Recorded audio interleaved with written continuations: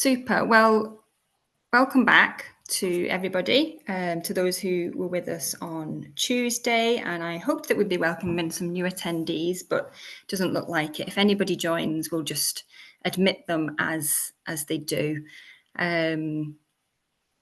So again, I'm Suzanne Orchard. If you have forgotten in the time since Tuesday, from Stir to Action.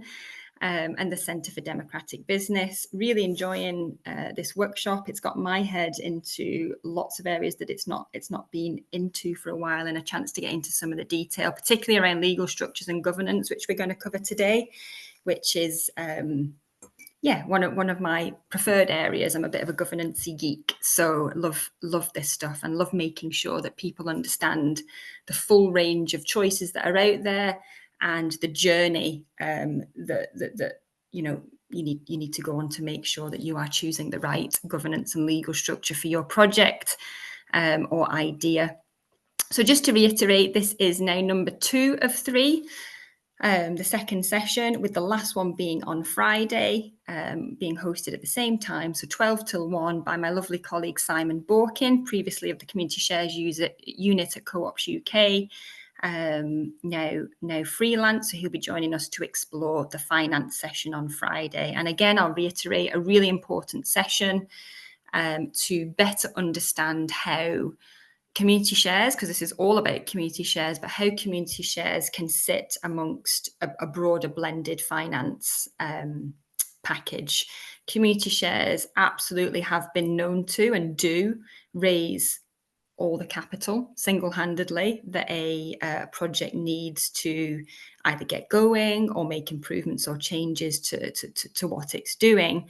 But like many other organizations or projects, it's not unusual for it to be needed alongside other different options. So we'll be exploring what are the sort of main go-to finance routes to use alongside community shares on Friday.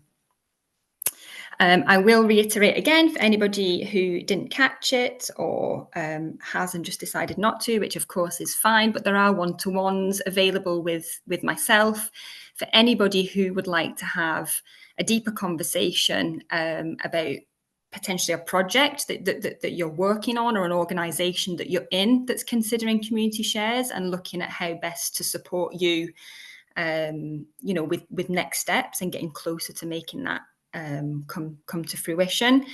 I can absolutely provide support to you on that call, but also give you some really good information about resources that are already out there, organisations that are already out there in this space in Scotland providing free support packages, and just try and make this journey that little bit smoother for you, and pain free. And also not just for people who are working on projects or wanting to bring projects to life with community shares, but maybe you're in an advisory role or capacity and you have some questions around a particular client that you're working with, or how to put forward community shares on the table in an advisory capacity where they're currently not being put forward. So happy to support anybody in whatever circumstances you're in. You can get the link to booking those one-to-ones, on the follow-up email that I did on Tuesday. It's a Calendly piece of software that I use that just gives you options to book in. Okay, we've had somebody else join. Welcome to whoever's just joined. We're just getting going. So today what we're going to cover is legal structure and governance. So legal structure versus governance. So trying to just differentiate between those two things and the relationship between them, how they're important and how they sit and work together. We're going to look at legal structures and community shares. So the legal structures that are on the market and available that can underpin and issue community shares, because there's only a few. It's not something that all legal structures can do. And look at governance and community shares, the relationship between those two things as well. We're going to look at case studies just sort of woven through that, articulating what legal structure that they've chosen and some of their key governance features through that. But we're also going to look at a singular case study that I think is a really good example of issuing a really successful share offer, but also managing quite a complex group of members and a really broad community, both geographically and community of interest. And then time at the end for some questions and some discussion, which will be a nice way to finish.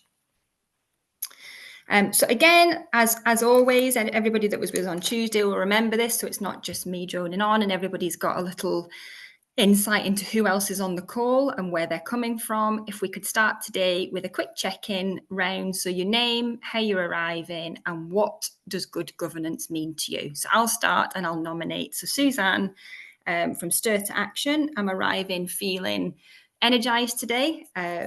Sun's out and my little boy skipped into school, which is always a good start to the day. And good governance to me primarily is about building in strong clauses to ensure that control doesn't sit in the hands of the few. And not just necessarily the few, but those who are the richest. So good governance to me is about broad, widespread, equal, fair governance, making sure that everybody who's got an interest in what you're doing or whatever project it is actually can have a say in how it's run, no matter how much they're able to bring to the table financially. And I will pass on to Alana. Hi everyone, so I'm Alana from Creation Mill. I'm like you, I'm enjoying the sunshine today. Nice to work from home and it's nice. Good governance, it's about being transparent and accountable for what you do, to be there for all your members, to be able to answer any questions they have, any queries, and just to be upfront about everything. Don't have anything in the shadows that might come back out and bite you later on. And that's it really. I will nominate Tara.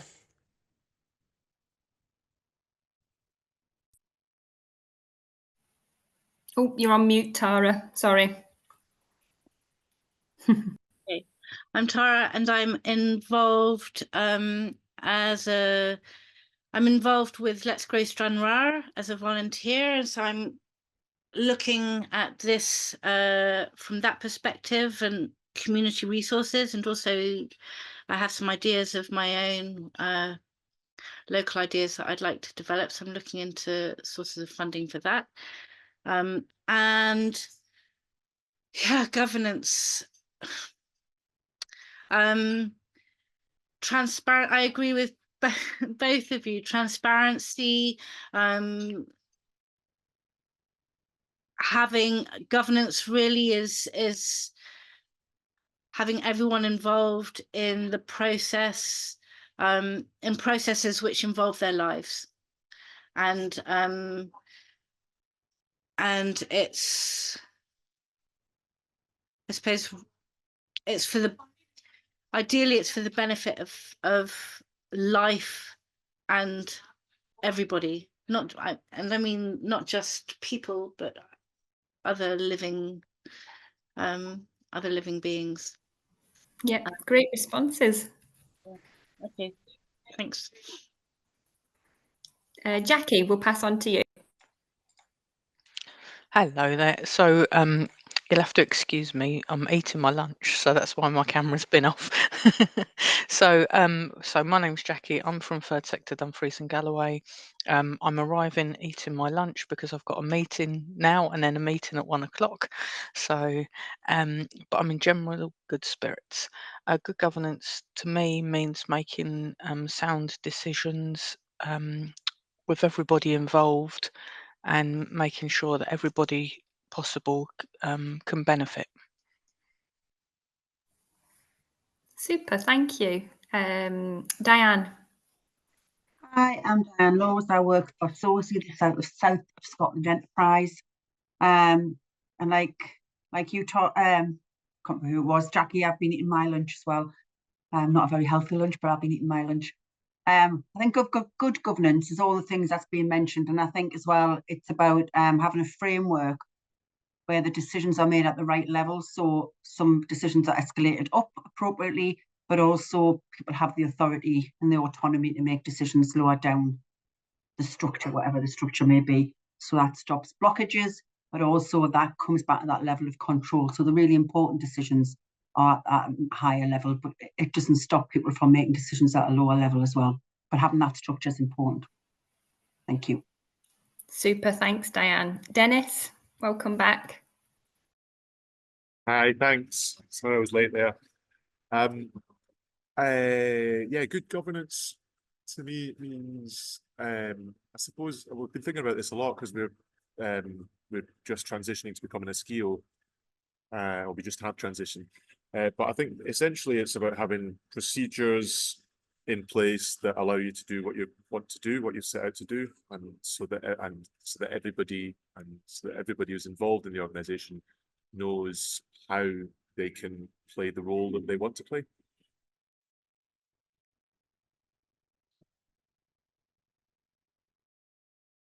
I supposed to pass that on? Sorry. If you can, yeah, thank you. Sorry. On mute there.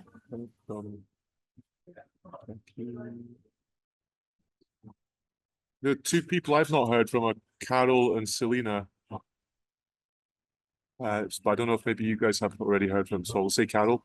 Do you want to just go briefly, Carol, Selena? Thank you, Dennis. Yeah, I'll go quickly if that's okay. So I'm arriving from home. I'm off today, but I was really interested in this topic and I thought I'm going to come and join in and support you all.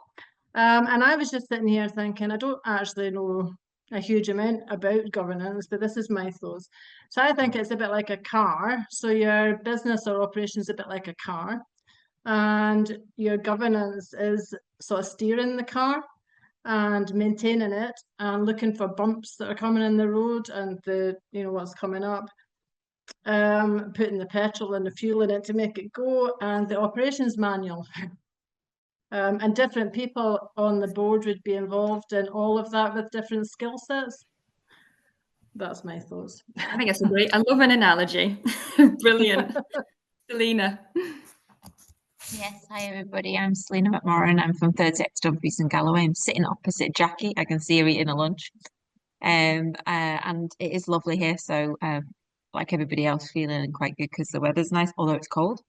So I agree with everybody that said about governance. I think it's really understanding your responsibilities and expectations of governance, and that good governance can be the foundation to success for your organisation as well. Thanks. I think that's everybody. Yeah, everybody, thank you so much. Great to hear different voices and everyone's understanding of governance. And nobody is wrong there. I don't think there is a wrong answer. Okay, let's get my slides up. Hopefully everybody can still see them. Brilliant. So I was just having a little chat with Carol about this as everybody was joining. And I think in my experience, there's quite a lot of projects, organizations, people who are very largely driven by legal structure, and not necessarily understanding the relationship between, or the difference between legal structure, governance, or even your organizational type. So this table is just to try and kick us off on the right foot in this session is about legal structures and governance structures, and highlight some of the key differences between legal structures and governance structures, basically, because whilst they are connected, they serve really distinct roles in an organization. So I'm not going to run through absolutely everything that's labelled there, and it is a table that I can send on afterwards. But just to summarise, legal structures, they basically define how an organisation is recognised by law. So in the eyes of the law, your legal structure is what you'll be. They determine things like liability, tax status, regulatory obligations, and examples of legal structures are cooperative societies, community interest companies, KICs, charities, limited companies, community benefit societies. The list can go on, and we'll see some more in the next slide. But these structures are basically overseen by a regulatory body such as the FCA, so the Financial Conduct Authority, if you're a society, Companies House, if you're a company, or Oscar, if you're a charity in Scotland. And sometimes there's a thread or a connection between two of those regulatory bodies, which we'll see going through today.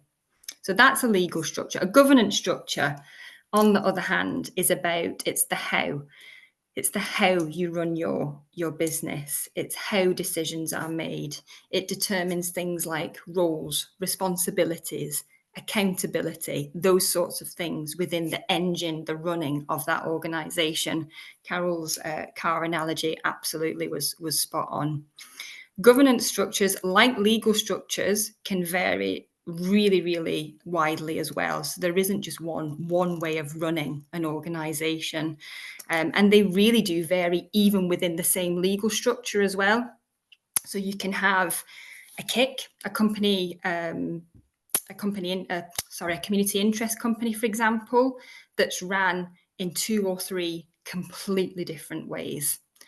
So, for example, you might run your KIC cooperatively. You might decide to use the one member, one vote cornerstone and run your KIC in a cooperative, fair and equal manner. Whilst another KIC might have an appointed board of directors. I know KICs that use consensus-based decision making, which takes its people on a journey to build slower, much slower and time consuming, but a journey to build consensus around the direction of travel for that particular KIC. So there are a number of different governance structures out there that are going to determine the how you run your organisation. The conclusion, I suppose, here is about A, choosing the right legal structure, because that's going to set the foundation for your organisation, and B, choosing the right governance structure, because that's going to actually help you to operate your organisation effectively. And I think aligning those two things up front, the closest you can, the more thought you can put into choosing the right governance and legal structures is going to really ensure a smoother journey along the way, and in making sure that you are not going to close off any barriers or funding routes unknowingly by potentially choosing the wrong legal structure, making sure that you are going to be able to deal with decision making or problematic situations or occurrences because you have put thought and time and effort into your governance structure up front. And there is absolutely support out there to hold your hand through those considerations and that journey. So this here is basically, a visual. So moving away from, I suppose, how governance and legal structures, what they are and how they sit together, we're going to delve a little bit deeper into the spectrum of legal structures alone. And this table is a visual, really, of the spectrum of legal structures that are out there. It's not every single legal structure out there, but it's those that, are pretty commonly used. So if we move from left to right, on the left-hand side here, we've got what we call companies. They're registered under the Companies Act 2006, and they're governed by Companies House. They don't issue community shares. Some of them can issue shares, but they can't issue community shares because their structure simply doesn't allow it. They can, however, you'll see from the visual, they can be KICs. And in the case of the PLG as well, it can be a charity. So that's what I mean by taking on more than one guise. Just because you're, a private limited company doesn't mean that you're not a KIC and you don't have a social purpose. And indeed, just because you're a different type of legal structure doesn't mean that you can't necessarily be a charity with charitable purpose. So it's not just a one and done here. It's a bit of a sweetie shop and making sure that you've got the right thing for your venture. And if we pan sort of over to the right slightly, we've got legal structures that we call societies. So these aren't companies, they're societies, and they're registered under the Co-op and Community Benefit Society Act 2014. And unlike companies, they're not governed by Companies House, they're governed by the FCA. So these legal structures absolutely allow for community investment whilst maintaining democratic governance. And the two that I've highlighted, which are the two most common that I've got the little colourful pie charts, are the Community Benefit Society and the Cooperative Society. But you'll see that there's a little link between Community Benefit Society saying that it can be a charity as well. So the three that we're going to cover in more detail in today's session are the BenCom, the Cooperative Society, and the Charitable BenCom. I think what I will say on this slide, again, just reiterating the point about choosing the right legal structure, is just to give you a flavour. For example, if your primary goal here is to serve and reward members, so drive member benefit, we're going to be looking at a cooperative society as the better fit for your purpose. If your organisation, however, is looking at or is focused on serving a broader community impact and potentially looking at securing funding through grants rather than just commercially generated income, we're going to be looking at a BenCom as the better choice for your venture.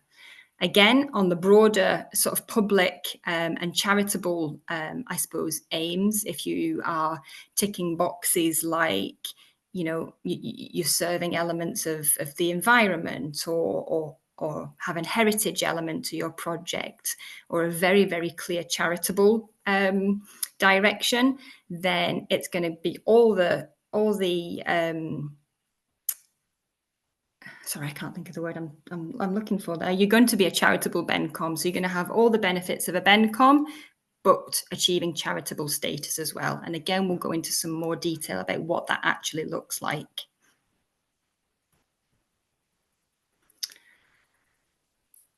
So when setting up a community-owned business or project with a view to using community shares, really important to understand that you've got a limited number of structures available to you.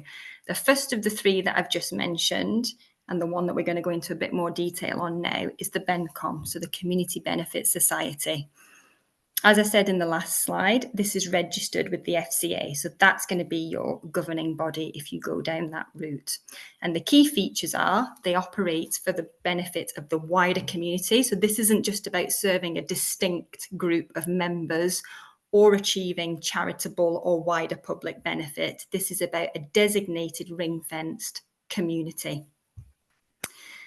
I covered in the first session on Tuesday that these often do have asset locks. However, there's some that don't. And we find that they often have asset locks because they tend to be around actual assets, things like pubs, shops, post office, creative hubs, village halls, those types of things.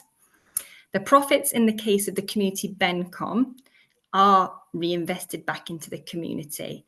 Not in full, you absolutely can give a return to your investors at a rate that is set by you and within a time frame that's set by you up front when you're drafting your rules. You'll have those types of conversations. But once that's been distributed, the rest has to go back into the community benefit. As we know, they are compatible with shares and they can issue withdrawable community shares.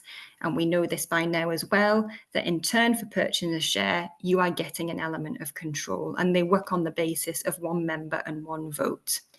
They tend to be used, as I said, for community pubs, shops, post office. They're used in a few renewable energy projects that I know of as well. And I'm going to just give you a little bit of insight. I've put two logos in the top right corner there, the Isle of Egg Brewery, which I'm going to let you go off and research yourselves if of interest, and the Glasgow Community Energy Co-op as well, which I'm going to go into a bit more detail on here. So they were founded in 2020 using a BenCom structure, and their mission is to develop community-owned renewable energy projects, basically, that reduce carbon emissions and generate funds for other local social initiatives. Some really great people involved there, very approachable. If it's something that is of interest to you, I can put you in touch. But some of their key governance strengths are things like democratic member control, so one member, one vote principle, ensuring equal say in decisions. They have annual AGMs where the members, so everybody who's a member, everybody who's bought shares, will have their vote and will elect a board that basically does all of the day-to-day running of that organisation. and discusses the strategic direction of it. But that board is voted in by the broader membership. That's the element of control they get through their vote. But there's recognising that there's need for that more, that smaller group of people to ultimately have, more control and make decisions on strategic direction. They're really good at providing regular updates and lots of consultations with their members and the broader community to always make sure that that organisation is serving and meeting its member and wider community needs. They've got really, really cracking board, really strong board and really good leadership, because the people that are voted in on the board of directors are absolutely people with expertise in things like renewable energy, finance, community and place development. So it's a really, high level of experience and expertise on that board. Importantly, they've all got really clear designated roles and responsibilities for the board members.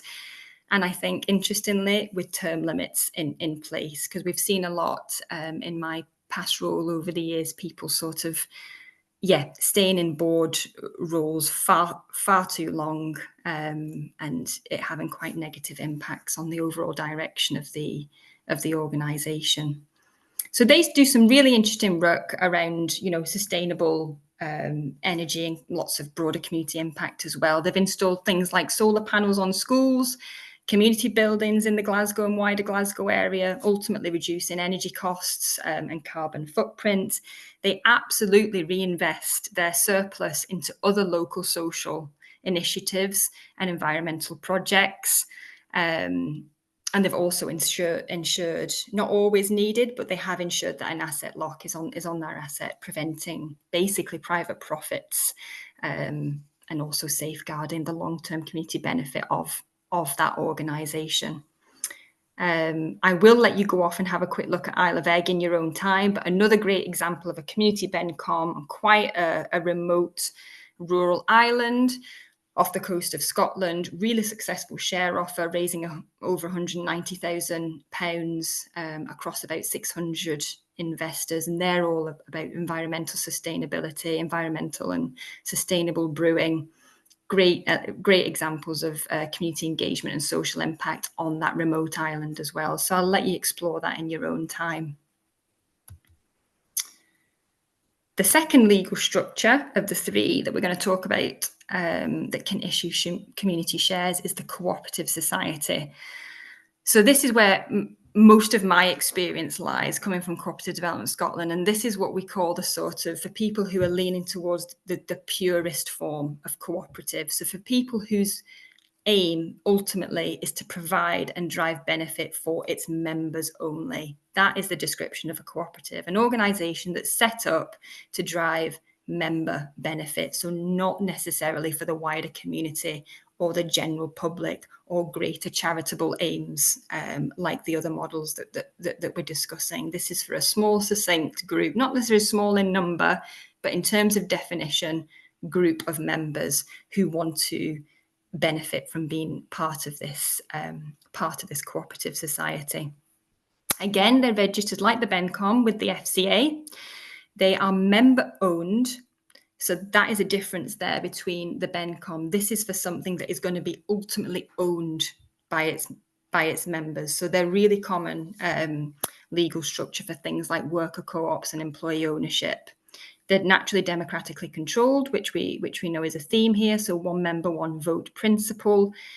Difference again between this and the BenCom is that profits are distributed amongst the members. So not necessarily amongst a broader community of interest, not necessarily back into the social purpose or community purpose of that organisation. They go to their members. So a slightly more commercial version of a society where people who are members can make a profit, and a good one sometimes as well. And as we know, this is why they're here on this session, they absolutely can issue withdrawable community shares.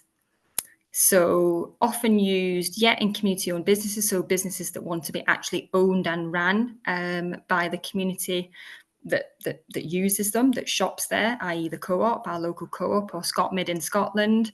They can be used in renewable energy examples as well, but most frequently it's across worker co-ops. So I don't know how many of us are familiar with people like Green City Whole Foods or Media Co-op or the Edinburgh Bicycle Co-op. They're all cooperative societies in Scotland.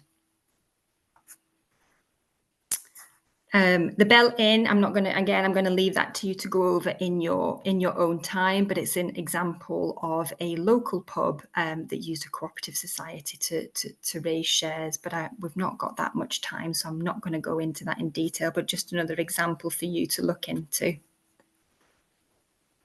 What I will mention on the Co-op Society are some of the key governance features that I don't want us to miss.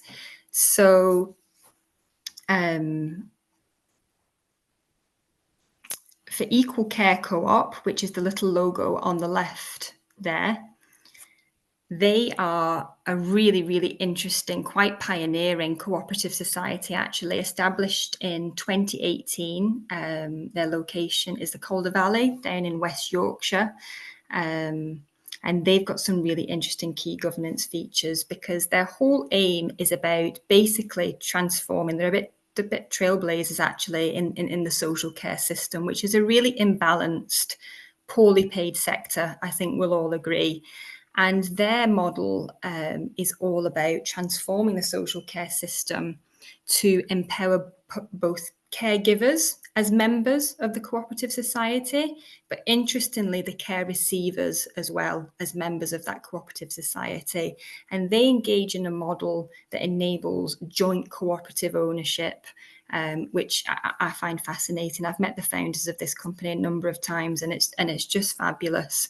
So it's inclusive membership, which involves caregivers, the care receivers, like I said, but also the broader families and the community investors of the shares that they raised, and involves all of those people in a really diverse representation across their decision making, which is really, really valuable, I think, particularly for the care receivers, not to just be in that position of top-down. That top-down structure where you basically just take what you're given. You actually have a voice in this. Like all cooperatives, it operates on a one member, one vote principle and promotes equality amongst all of those stakeholder members that I've mentioned. The interesting thing about this, they call themselves a platform cooperative. I don't know if anybody's come across that term. Probably started about 4 or 5 years ago when Co-ops UK started to advocate for it. But basically, a platform cooperative is any type of cooperative that's using a cooperative structure, but as their model, they're using a digital platform. So either an app or web-based platform that is ultimately enabling your business to carry itself out. So this was the UK's first platform-based social care co-op, and they use a piece of technology that was co-designed by both receivers and givers with the aim of being able to match care seekers with care providers, prioritizing that relationship-based support, which I think has transformed how things can be done in that sector. Another, I suppose, interesting area to their governance is their financial, approach and sustainability, and the way they invest in the community. So their community share offer was really successful. They raised £410,000 through community shares. They'd already established as a cooperative society. So what this £410,000 enabled them to do was to increase their very, very small team at the time. So hiring more staff, strengthening and growing their model and developing their sort of backhouse technological infrastructure as well. They also, with that money, the first I've ever heard this happen, but they increased wages basically. So they ensured that all care workers receive at very least the real living wage, which I think demonstrates how you can address really low pay issues in a sector that's notoriously underpaid. The last one on here I'm going to cover is the Charitable BenCom. So This has all the features basically of a BenCom, but also qualifies for charitable status as well. So in terms of regulatory body, it's registered with both the FCA and in Scotland, OSCAR as well. So the key features there are that it has charitable status, which will allow it various different types of tax relief, for example, gift aid. It can issue community shares as long as it's aligned with the charitable objectives.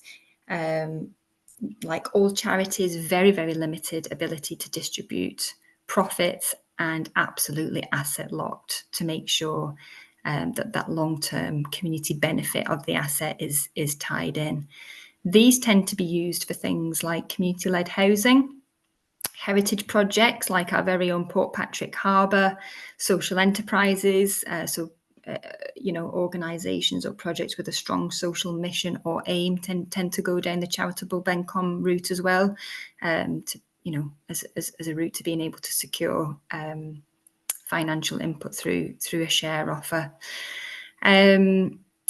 I'm not going to go into too much detail on these two examples because they are two examples that I used on the first session on Tuesday. So on the right there, you've got Projects MCR, which is a charitable BenCom because they've got a clear, broader public aim and role and benefit in mind there through the offering of a space to skate,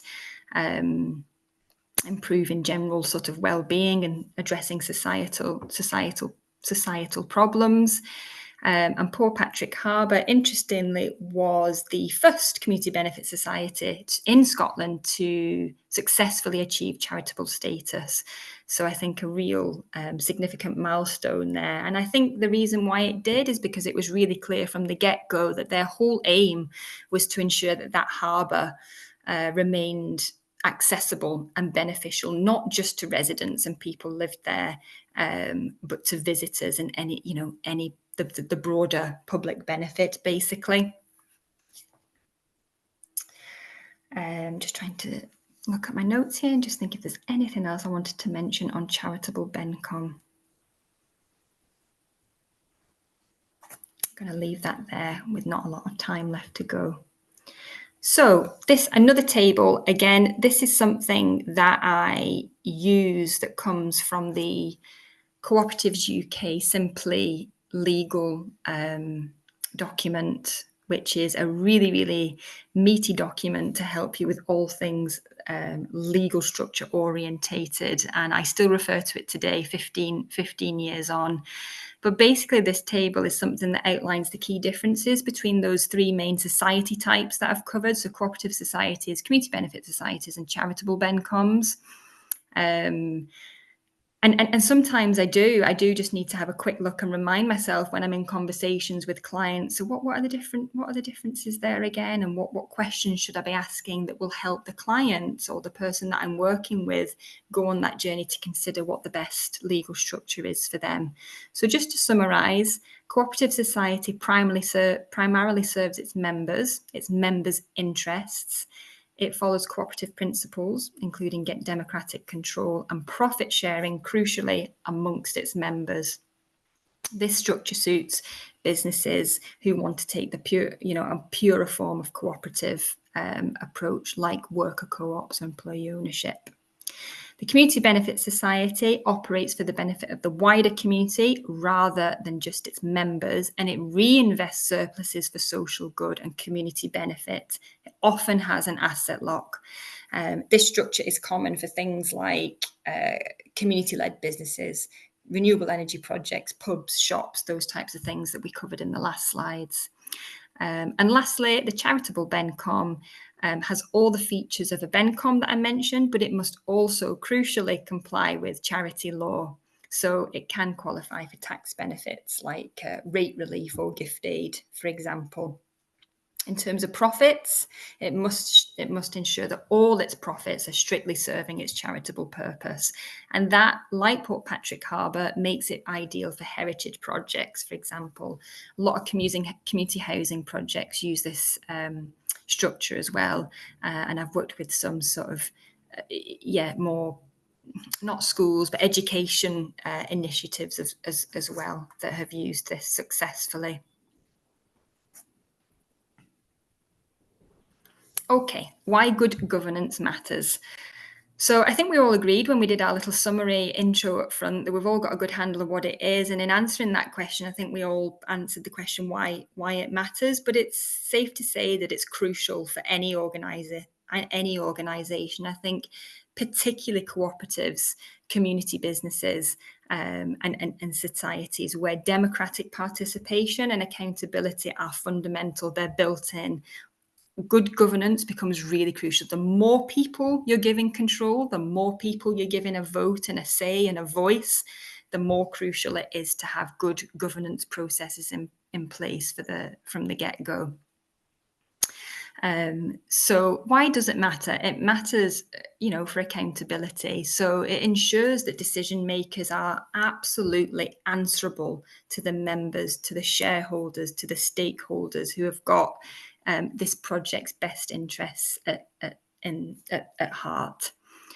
Good accountability, in good governance prevents things like conflicts of interest and mismanagement, those bumps in the road that you don't and aren't necessarily considering at the outset of a project, because it's all of the energy and all of the excitement about getting something off the ground. I've worked with so many people who don't want to cloud their mind with what is going to happen if there's a conflict of interest or, a situation, a mismanaged situation that escalates. But it's crucial. It's crucial to have those conversations and build those processes into your governance as soon as you possibly can. It matters because of transparency. Good governance builds trust amongst your members, amongst the people who matter, amongst your employees, amongst the wider community. Whoever you're defining as your community or your membership, it builds. It's a way of being transparent and building trust amongst that community. And it helps to make, I think, informed decisions as well. It's two-way. You're gonna get money from these people if you're launching a share offer, which is brilliant, but it's two-way. And it really helps you to make decisions that are informed by the community that asset, that service, that product is going to serve, I think.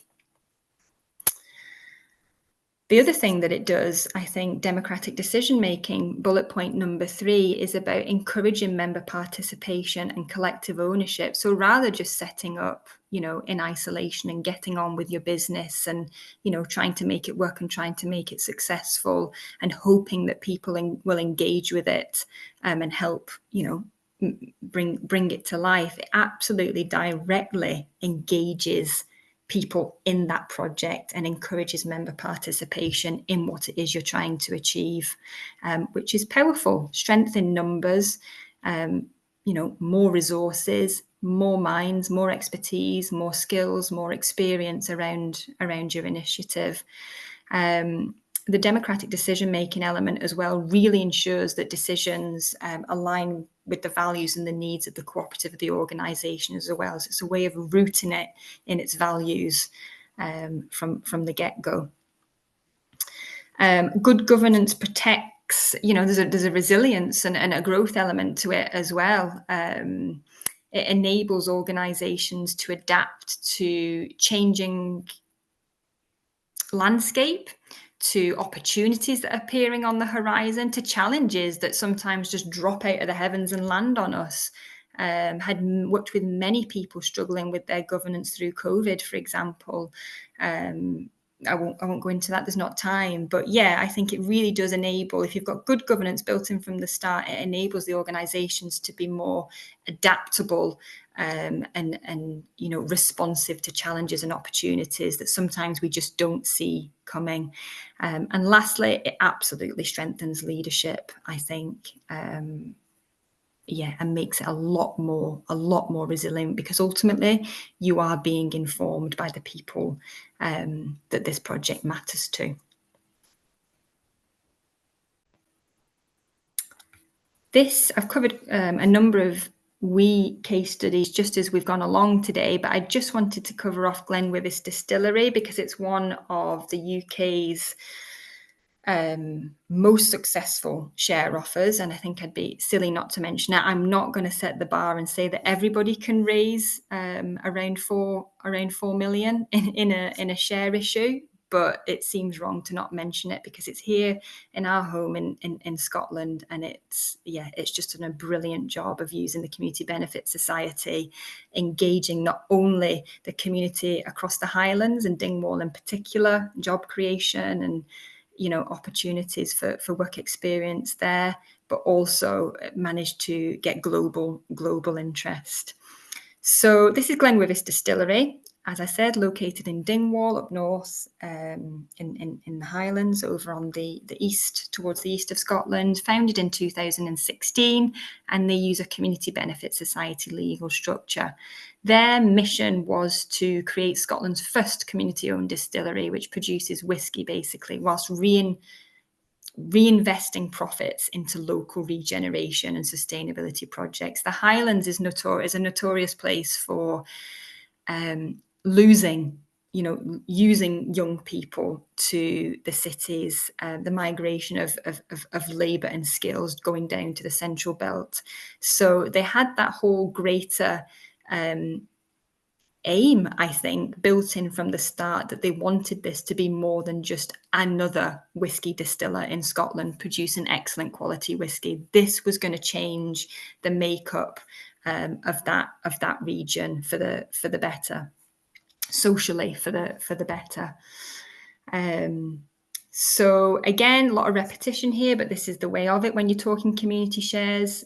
Key governance strengths, democratic membership control, very, very strong board, like the Glasgow Renewable Energy Co-op that I mentioned, people who absolutely are at the top of their game in terms of whisky, the product, but also local and place-based community regeneration.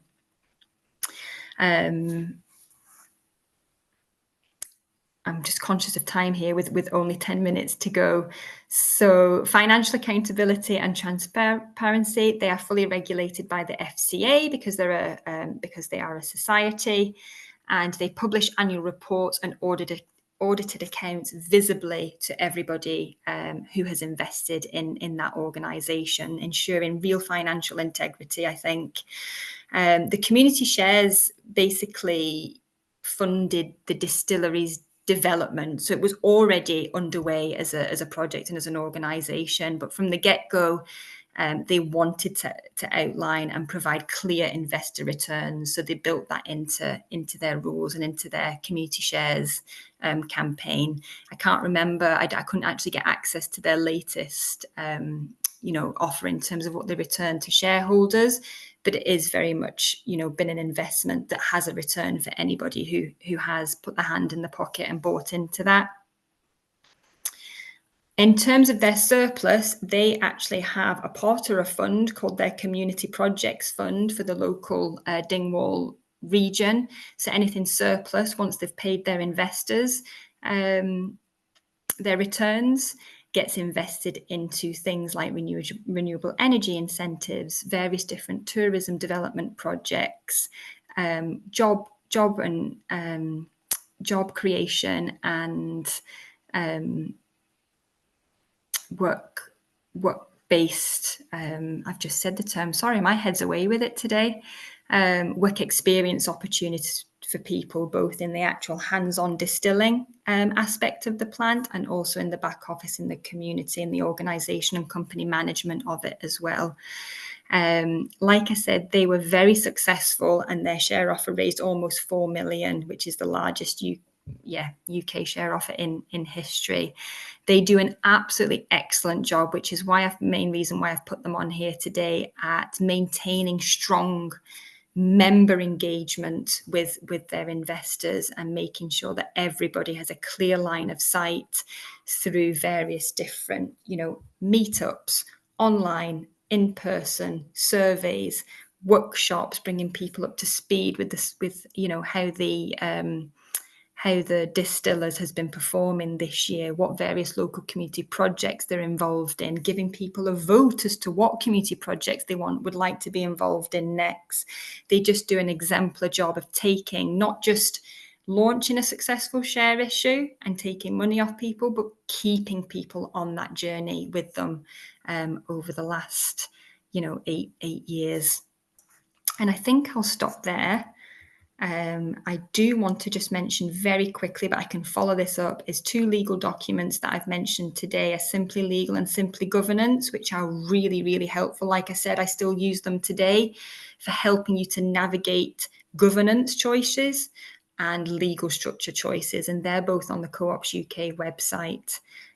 So please do take a look. The other one that I use a lot is by a lovely colleague of mine, Mark Simmons, called Duocracy Handbook, and it looks at organisational forms and legal structures.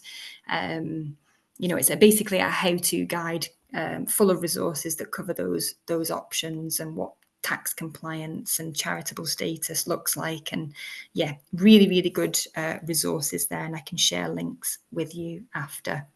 Very quickly, what's next? Alternative finance session is happening on Friday with my lovely colleague Simon Borkin. And again, I'll reiterate the one-to-ones available week commencing the 24th of March with the link in the follow-up email that I sent on Tuesday to everybody. So please get in and book one of those if it's something you'd like to, if there's something that you'd like to discuss. Okay. There we go. I'll stop there. Sorry, brain didn't feel like it was working with me today. A few pauses, but let's open up for questions. Again, if you can find the hand raising option, please do so, because that's the easiest way for me to find you. Dennis, hi. Hi. I've got loads of questions again, but I'll start with one anyway. You need to book a one-to-one, Dennis, if you've got loads. I know, I will. I'll try. It's just, does it have to be that week? Because it's mental week for everybody, isn't it? Like tying everything up. It only has to be that week because we've got a year-end deadline with. Yeah, it's the same reason that week's complicated for us, but I'll try. I did try and book into one, and it said all the dates in March were blocked off or something. But I saw that. So just again. very quickly, sorry to hold you up. I think there was a glitch in terms of it linking to my calendar, because when I went in after the last session, I saw that there was nothing available, and I thought, but that should have rectified now if you want to take another look. No, I'll try. I'll try and see if I've got some time to do that. Cool. Just a question about BenComs and charitable BenComs. Can board members be paid to be board members in either of those structures? I know they can't in a SKIO, for example, but they could in a company. Yeah, I don't think they can in charitable, but I think there's a way for them to be paid in the BenCom. And I think it all comes down to the amount of work in terms of percentages that you're doing for that organization. So how much of your work is comes out of that board, basically, and the aims and objectives of that organization. But I will have to come back to you in terms of, the clear answer around where the cut-off sits there. Okay. So can I just ask more questions? Other people got questions? I've got a couple more. Go for it. I can't see anybody else's hands up. I know there's a few things in the chat which I can address after, but I don't think there's any more hands up. But please don't be shy. Come on, Dennis, so in the meantime. when you say about community shares, you can basically can other structures use community shares, or is it just these three that you mentioned, the BenCom, Charitable BenCom, and the Co-op? Other structures can issue shares, but not necessarily withdrawable community shares. That is just the societies that I've mentioned. Okay. So would it, in that case, would it be sort of relevant? I don't know, if there was a particular, so we're a SKIO, we've just set up as a SKIO. If there was a specific project that we thought this could, I don't know, this could sort of benefit, or this would be a good candidate for raising community shares, would it make sense then to set up a whole other organization to do that, or is that how that would work? That has been known, yes, because a SKIO can't at the moment, issue shares. So you can set up another legal structure, i.e. a society that can issue shares, and almost create a separate project with, separate defined aims and objectives to put into that shares campaign, but it would need to operate from a different legal structure and not the SKIO. But it has been done, and then you can link you can link the two. Okay. And just a quick question about the resources that you mentioned there, the Simply Legal and Simply Governance. That's from Cooperative UK. Is that just relevant to co-ops, or is it relevant to charities, BenComs, anything? It covers it all. It covers it all. It's a fantastic guide. I used to have them in hard copy on my desk as like my Bibles. There's a separate charity sort of supplement specific to Scotland that you can get for Simply Legal. They're all downloadable, Dennis. I'll send you the links after this call, but they cover everything, and the relationship between them all, and the relationship between various different legal structures and governance. What can transition into what, if you're considering transitioning your current legal structure into something, what isn't possible. It's so detailed. I've never Right. opened it and not got the answer that I need. Cool. That sounds great. That's the main questions I had, I think. Excellent. So anybody else? It's 12:59. I'll read this one. Is there a step-by-step guide to help set up a BenCom or a co-op? Where do people go to find guidance to help them do? Dot the I's and stroke the T's and make sure the setup is fit for purpose. Yeah, so what I didn't want to do is take up loads of time talking about the support that's available, of which there's a lot, and hopefully I have tried to indicate that there is a fair bit out there in Scotland, because I wanted to get into some of the nitty-gritty of this stuff with you.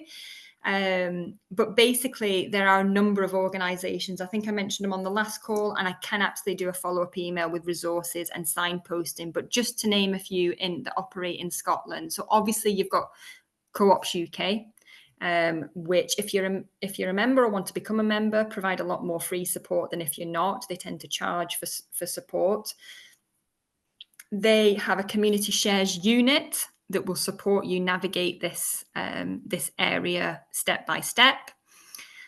You have Cooperative Development Scotland, based in Glasgow and in Edinburgh, which are a lot more sort of plugged into who else is in the space beyond what they can offer. They will provide you up to 3 days support to explore a community benefit society or a cooperative society for your project, and actually help you to set it up. So they'll have those conversations with you about, is this going to be the right legal structure based on, where you want control to sit, where your profits are going to be used and invested, and how you want to involve the local community. Those 3 questions basically are going to inform what legal structure you set up. Once that's done, they'll also help you with the governance conversation as well. So making sure you're building in good, strong governance from the start into your rules and your governing document. There are people like Plunkett Foundation who work with community benefit societies after they've been set up. That's their whole business model. So they will support projects that are already set up in terms of their day-to-day running governance and legal structure niggles as they are arriving once you are fully up and running.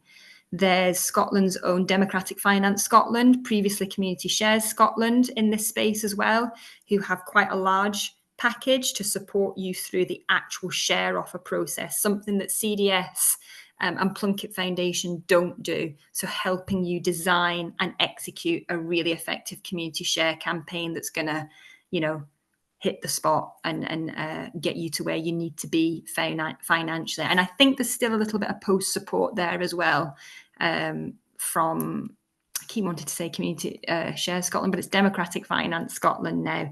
So there's a few.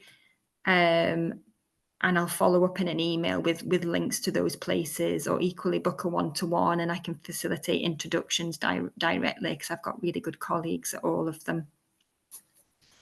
2 minutes past, no more hands up. Thank you so much. And sorry for my stuttering today. I don't know, sometimes you just get days like that where your brain is working against you and not with you, but hopefully everybody's taken away something from that. And yeah, hope to see you all on Friday again for the financing session. Thank you so much. That was great. I'm just hungry, actually. I think I'm hungry. I'm going to go and get a sandwich. Bye, everyone. Thanks so much. Bye.